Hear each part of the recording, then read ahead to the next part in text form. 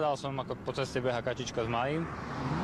Zastal som a v kanáli som videl, že sa pohybujú ďalšie malé. 6 mláďat spadlo do hlbokého kanála krytého mrežou. Ich mama sa k ním nevedela dostať a pobehovala po rušnej ceste.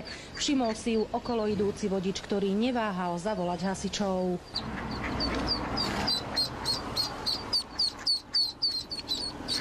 Za mamičkou. Moje, aké si rýchle. Zlaté to je. Upozorňovali odstavenými blikajúcimi autami okolo idúcich vodičov na to, že sa na ceste niečo deje, aby spomalili. Ďalšie mláďa uviazlo na druhej strane cesty. Hasiči liezli do kanála popri autách, ktoré cestou prechádzali. V premávke si tak museli dávať pozor aj sami na seba.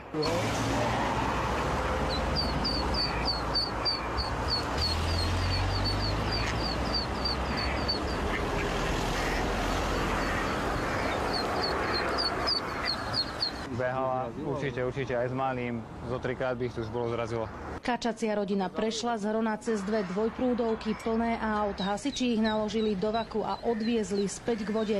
Všetky sa bezpečne vrátili tam, odkiaľ sa vybrali na výlet. Oni pôjdu za ňou.